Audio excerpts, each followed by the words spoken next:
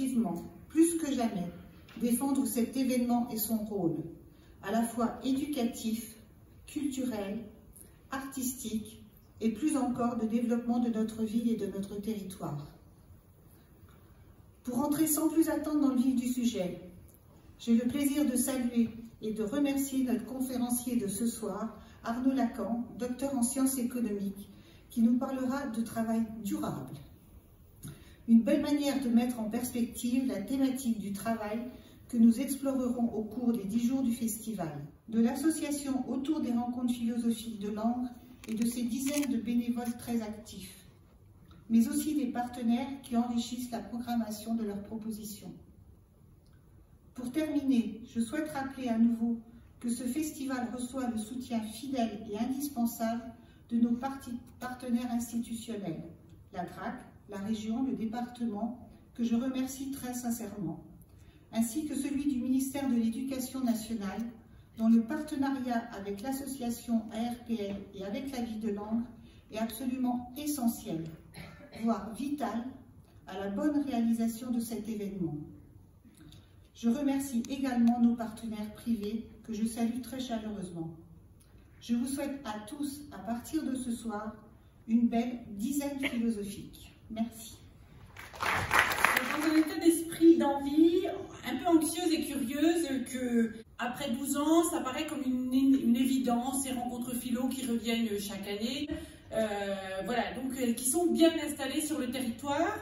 Et en fait, je veux insister pour dire que c'est quand même toujours un petit miracle que d'être là, de se retrouver pour inaugurer ces rencontres philo, et que c'est pas si évident que ça. C'est quand même le résultat de beaucoup d'obstacles, petits ou parfois moins petits, qui sont surmontés.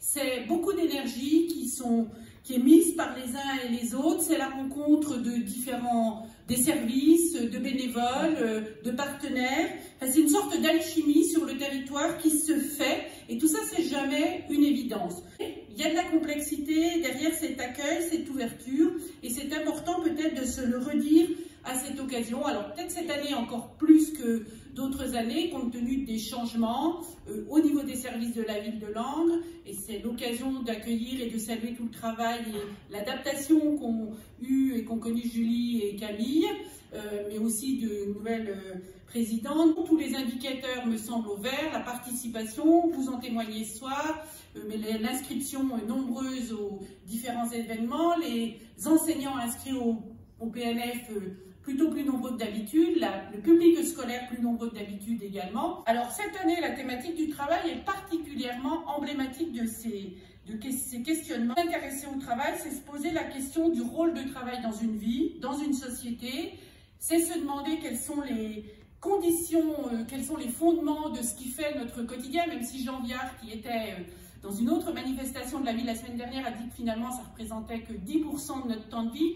On sait bien que dans nos sociétés, c'est extrêmement intégrateur et important, et c'est donc très important de se reposer les questions de quelles sont les conditions qui permettent au travail d'être plus émancipateur qu'aliénateur. Voilà, je vous souhaite à tous une très bonne soirée, d'excellentes rencontres philo et un bon travail de la pensée, et encore un grand merci à tous.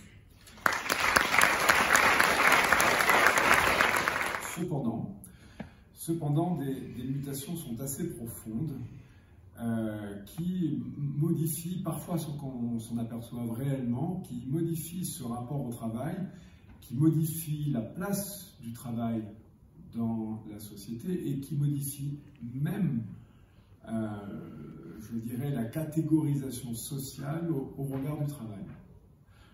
Pour le dire peut-être plus simplement, le travail n'a plus tout à fait le même poids dans l'importance sociale des gens quand on est dans le monde du travail, parce que quand on a un tel ancrage dans la valeur travail, on peut exiger beaucoup. On peut exiger des horaires, on peut exiger une soumission à la hiérarchie, on peut exiger des mutations. Ça passe assez facilement, puisque au nom du travail, nous étions prêts, enfin moi en tout cas, à accepter beaucoup de choses. Eh bien, imaginez que vous preniez un dirigeant d'entreprise, 'n, un manager et même un collaborateur. des années 70-75. Vous le congelez, vous le ressortez maintenant et vous le mettez dans une start-up, un incubateur. Et vous le mettez là, avec la salle de sport au milieu du bureau, avec les séances de méditation en pleine conscience sur les heures de travail, avec des jeunes collaborateurs qui vous demandent très naturellement est-ce que ça gêne si j'ai avec mon chien. Vous imaginez le choc? Pourquoi? Alors c'est mon deuxième point, les conséquences. D'abord, la première, je dirais, l'hybridation des temps professionnels et personnels. Et il y avait un problème de tram, donc j'étais coincé et j'ai appelé un Uber. Donc le VTC vient me chercher, je monte dans la voiture et il me dit « Ah, ben vous allez à Cage, vous êtes prof là-bas ?»« Oui, je suis prof là-bas. »« Ah, ben c'est marrant parce que moi aussi je suis prof. » J'étais un peu surpris. Je dis, ah bon, c'est intéressant, ça, racontez-moi quand même, parce que comme j'essaye de capter les tendances, je me nourris de tout ça. Ah, oui, moi je suis ingénieur qualité de formation, et il avait une trentaine d'années, ce jeune homme. J'ai bossé 7-8 ans dans une entreprise, société d'économie mixte bordelaise, en qualité, mais ça ne m'a pas plu. Donc, vous comprenez bien, sécurité de l'emploi, salaire, progression de carrière, enfin tous les modèles de travail qu'on pouvait avoir par le passé. Mais non, ça m'a pas plu parce que, oh là là, c'était trop long, il y avait trop de paperasse, trop de rigidité, trop de verticalité, que des petits chefs. Je me rappelle ce qu'il m'a dit. Et d'ailleurs, dans cette entreprise, à la pause café, celui qui perdait, c'est celui qui se levait le premier. Moi, c'est pas mon truc, je suis parti. Donc je suis devenu formateur en qualité. Alors, je trouvais ça extraordinaire. Puis on arrive, il me dépose, et je ne sais plus pourquoi, au moment où il me dépose, on était en train de parler des prix de l'immobilier à Bordeaux qui augmentent à cause des Parisiens. Des amis, effectivement, des couples ou des familles qui ont envie d'autre chose, qui ont marre de leur job, qui ont marre de la vie parisienne et qui veulent trouver autre chose et qui regardent sur Bordeaux. Il me dit, ben, aucun problème, envoyez-les-moi, je suis agent immobilier. Et je suis sorti de sa voiture avec sa carte professionnelle de VTC, sa carte professionnelle de formateur en qualité et sa carte professionnelle d'agent commercial dans l'immobilier. Vous voyez, slashing, que vous avez déjà réalisé, qu'au bout de votre doigt, vous avez l'infini de la connaissance humaine depuis la création. C'est vertigineux. Vertigineux. Et y compris sur des expertises techniques, ouvrières. J'ai eu un exemple il n'y a pas très longtemps dans une entreprise d'électricité, une petite PME d'électricité, et le patron me racontait qu'un de ses apprentis, face à un problème de pause, plutôt que d'aller demander à son maître de stage, est allé regarder sur un tuto. Vous savez peut-être que le premier, si on doit chercher une origine à la RSE, à la responsabilité sociétale des entreprises, on peut la trouver par exemple chez Howard Bowen, qui est un philosophe américain qui en 1953 a écrit un livre qui s'appelle précisément The Social Responsibility of a Businessman, c'est-à-dire la responsabilité sociale d'un homme d'affaires. C'est-à-dire comment est-ce qu'on peut appliquer nos convictions, nos valeurs dans ce qu'on fait du travail. On va avoir la même logique, mais ce ne sont pas les mêmes valeurs. Et les valeurs qui aujourd'hui structurent les modèles de travail, c'est la durabilité, l'inclusion, l'égalité dans le traitement homme-femme. Ce sont donc l'impact écologique. Ce sont donc des nouvelles données, des nouveaux entrants qu'il va bien falloir prendre en compte pour fabriquer un modèle de travail qui attire. Moi, je crois que l'avènement, depuis la loi Pacte, de l'entreprise à mission, de la raison d'être, ne sont en fait que des manifestations épiphénoménales de ce besoin de coller aux attentes réelles. Parce que normalement, dans une entreprise de l'économie sociale et solidaire, sa mission, sa raison d'être est définie dans ses statuts, dans son objet social notamment.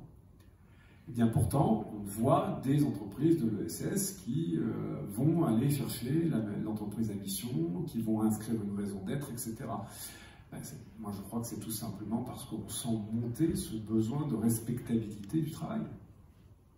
Donc, je veux bien aller vendre des assurances, par exemple, je veux bien aller vendre des prêts, mais je préfère aller dans une entreprise qui s'est dotée d'une raison d'être, qui a une vraie mission, qui a un impact positif, qui est inclusive, etc.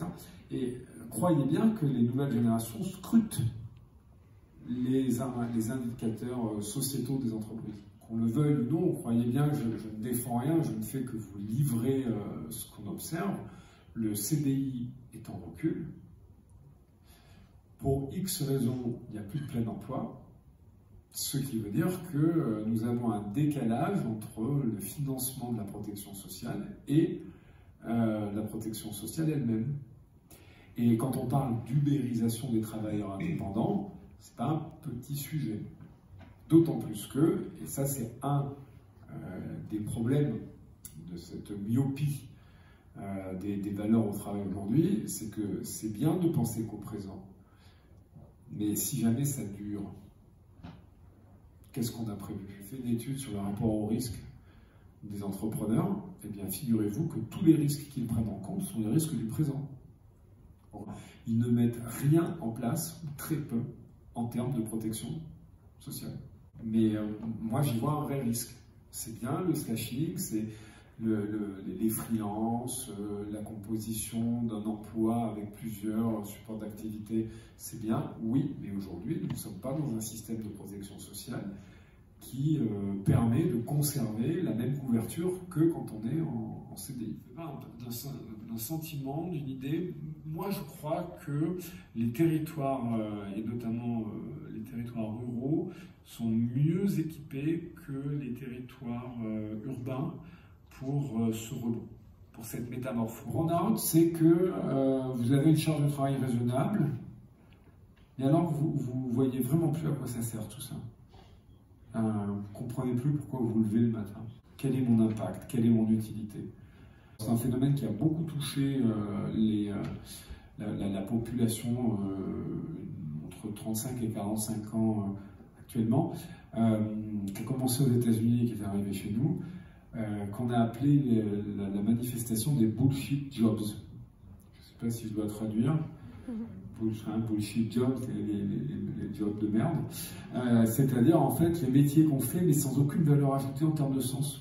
Ce qu'on voit quand on étudie les gens qui font des burn-out, ils se disent stop, ils arrêtent.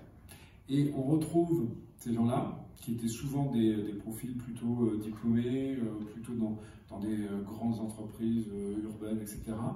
Et bien on retrouve ces gens-là dans les structures associatives pour donner du sens à ce qu'ils font. On les retrouve dans les métiers manuels, beaucoup. Moi, je crois que le modèle de travail dont nous sortons, et j'ai presque envie de dire heureusement, a commis un sacrilège qui est celui de séparer le cérébral du manuel. On était ou l'un ou l'autre. Et que c'est ce que, enfin, nous rejetons. Et c'est ce qui permet aujourd'hui de voir des parcours qui sont aussi bons dans le cérébral ou dans l'intellectuel que dans le manuel. Que quand on suit les gens qui font des burn-out, on les retrouve, après avoir passé des CAP, des bénisteries, on les retrouve dans des métiers manuels, parce qu'ils ont le besoin de retrouver le lien entre le cérébral et le manuel. Et je crois que ça, c'est une des pistes pour un modèle de travail d'avenir, être capable de relier les deux dimensions.